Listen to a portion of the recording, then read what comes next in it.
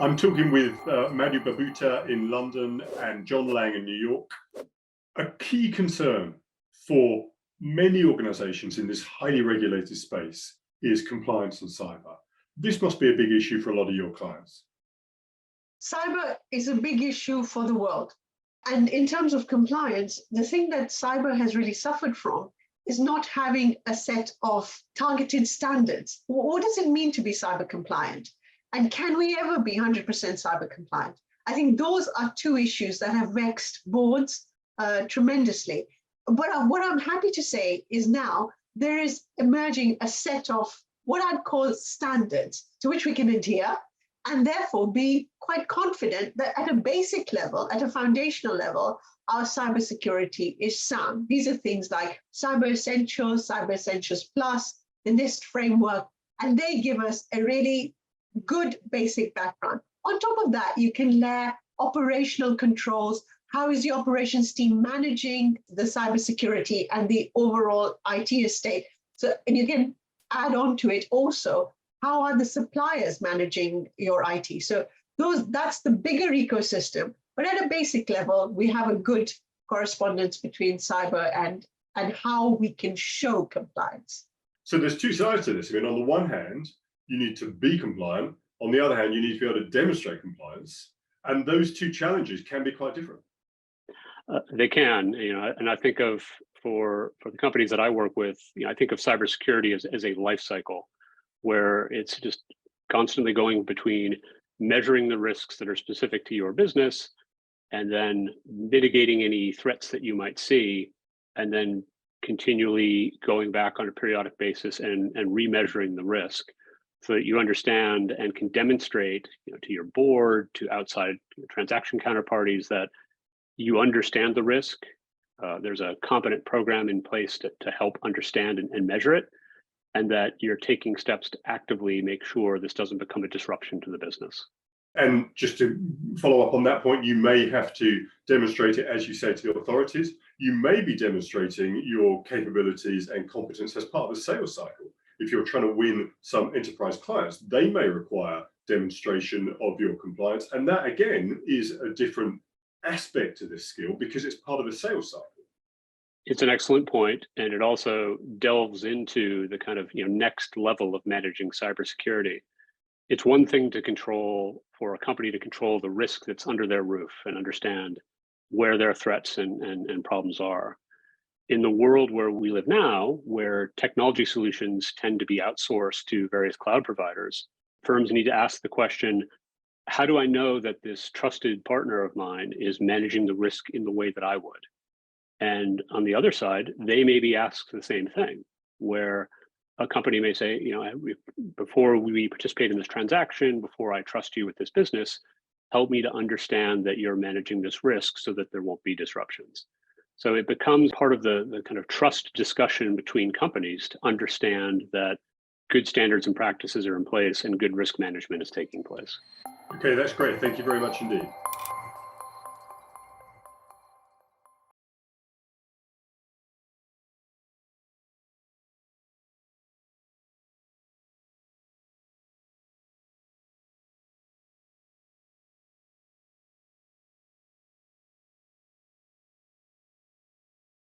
So John, let's talk about the fact that the reality is that an awful lot of mid-market businesses are plagued by spreadsheets and manual effort around those at the core of a lot of their internal processes.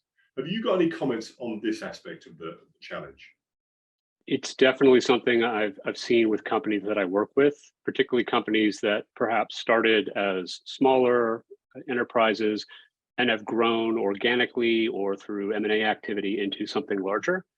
Many times they discover that they had manual processes in place that leveraged spreadsheets that worked fine when the company was smaller, and they discover that as the company is scaled, that those spreadsheets become either a bottleneck to processing, become a risk factor in terms of audit. I have a company that I'm working with now that grew fairly dramatically and discovered that a lot of the processes that they were running in spreadsheets to manage and understand the business were quite fragile once they tried to scale. and they ran into a bit of trouble during an audit to verify certain numbers and certain results that ultimately came back to a spreadsheet problem. Many companies find that they'll hit that tipping point where they need to understand what are the business processes that have been embodied in these spreadsheets. How do we grow those and manage them in a more enterprise grade platform to make sure the company is on solid footing to continue to grow? There's one big trigger, and that big trigger is when somebody leaves. So when your custodian of master data that's stored in your Excel sheet leaves, then there is a big hole that's exposed because people don't understand how those macros are written, those extra functions are written, and it becomes a massive hole. The second time is when the company needs to grow. So these are the two triggers. When the company needs to grow and it finds itself completely bound in the columns of an Excel sheet and unable to extract the data and expose it to the rest of the organization that sees it. Those are the two times I see time and time again, companies desperate to break the shackles of Excel. Excel is such an amazing tool, isn't it? And I think that's why we all get into this problem. And Excel is fantastic at running a process until it isn't. And at that point, as you say, it can become very fragile and it can become a major, major problem. And that transition to robust tools can be very painful. It absolutely can, and I second your appreciation of Excel. It's a wonderful tool for modeling and understanding data, and it's something where you need to keep a keen eye to understand. We're now using Excel as a system that's part of our operating platform, at which point management needs to step back and say, is this something we want to continue to do?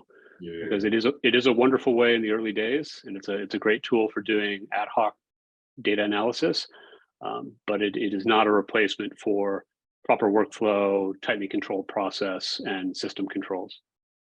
That's great. Thank you very much indeed.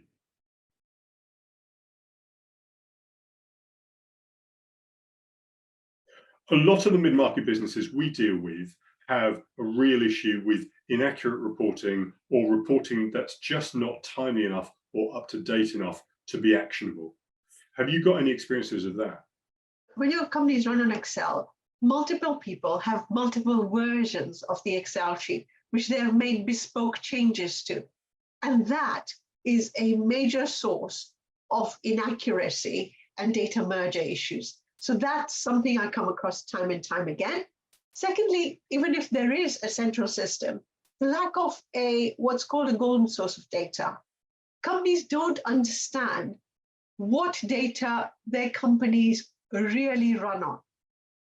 And to be honest, there are not that many sources of that data. So there are many versions, but when you look at the golden source of data, so when you pull a thread through what is really required to run this organization, you come across a key set of metrics and a key set of data. Once you have your hands on that data, you really have the keys to the data transformation of the company. Culturally, I think it's still the case that a lot of us come from a world where, as you say, reports were very much about the rearview mirror, were very much about kind of storytelling and discussion. They weren't really about action. Actions were taken by people based on gut feel and based on the fact that they were in charge. It's their job to take a view on what's probably going on. Whereas now the culture should be about having data to support decisions, ideally in real time, but close to real time. And that's a major systems challenge for businesses and business owners, for both investors and for portfolio companies. Absolutely. I had a company that I worked with that was focused on both the financial performance of their subsidiaries, but as well as the financial numbers. They were looking for operational statistics about the business. As it turned out, the financial data had to go through the typical review, audit, and accounting processes, and we could not accelerate beyond a certain point the timeliness of that data. The operational statistics that dealt with more of, this was a hospitality business that dealt with hotel rentals, dealt with number of rooms rented, average rate charged per room, things that were not necessarily accounting ready, but provided good directional information about the performance of the business. We were able to pull that data together much more quickly. And so we pulled a mid-month data on that topic initially, and then we migrated to a place where we were pulling in weekly data to be able to get updated statistics on that business. And what that did was to give the management of that business at least some insight into how the business was trending, how activity was trending. And it's not the same as having the full financial results baked out, but it does give some good indicators and gives people some actual data to base decisions on mid-month without waiting for the kind of longer cycle to get the full financial results. Yeah. Okay, that's great. Thank you very much indeed. So a lot of mid-market businesses have what might be considered an overly complicated set of systems and processes. And I think that's often as a result of organic growth. That's often as a result of acquiring other businesses or other product sets or other catalogs of customers without the luxury of an overarching strategy. And that's just the reality of mid-market businesses. So we see this a lot. John, can you comment on how this problem manifests itself in businesses and then how you can move forward from that situation? Sure. I've seen this in a number of businesses that I've worked with where the example you give of merger and acquisition activity that's happened that usually has a goal of unifying and blending the two businesses as quickly as possible. And often there's not the push to rationalize and understand systems and simplify the operating platform. It's something where I've worked with companies who after the fact have realized that they had too much complexity to manage. They had software costs that were higher than they were expecting because they were supporting multiple systems. And I've worked with companies to help rationalize and understand the technologies and to simplify the business by either eliminating a platform or bringing in other technologies to simplify things.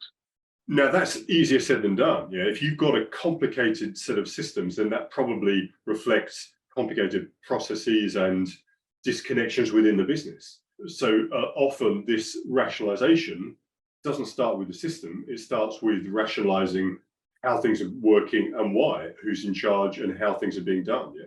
Absolutely. You're breaking the mindset of the way this has always been done is the way we're going to continue to do it, and helping companies to understand that they need to put down the technology idea initially and think about, well, what is the business process we're trying to automate here? Yeah. That can be a hard conversation initially, but the companies that I've worked with that have dug into that issue and identified processes that were in need of improvement or streamlining are the ones that when they approach the technology, they can then find a solution that is optimal for the business.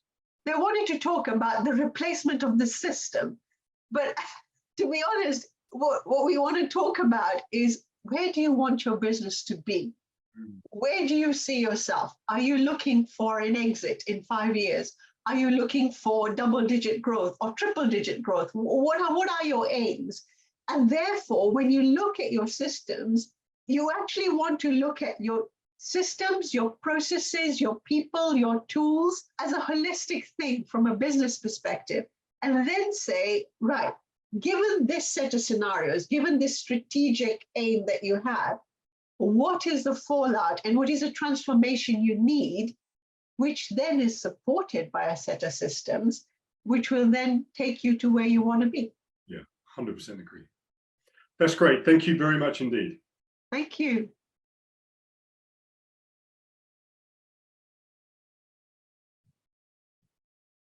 One of the reasons why clients retain us sometimes is because they recognize that they fundamentally lack strategic, technical leadership and innovation in the senior team. Have you seen examples of this? Always. It's the only reason you would want a CIO. The I doesn't just stand for information, it also stands for innovation. If you're innovating, then you are making the best use of technology around you. You're able to attack the latest thinking in terms of the people who are digital natives, people who understand technology, who understand how to make the most of technology. If you look at the NASDAQ or you look at the FTSE, you can see a lot of companies who have been able to monetize their assets. During the COVID pandemic, I think there was a clear advantage to firms that had adopted remote working technologies, remote collaboration technologies early. And they found themselves well positioned during COVID to continue to function even with a partially or fully remote workforce. And I think a lot of firms woke up to that reality and sorted out the fact that they didn't have the ability to work that with that sort of agility. Yeah. There is always a clear advantage to those firms who are able to change rapidly when circumstances change. Absolutely. Okay, that's great. Thank you very much indeed.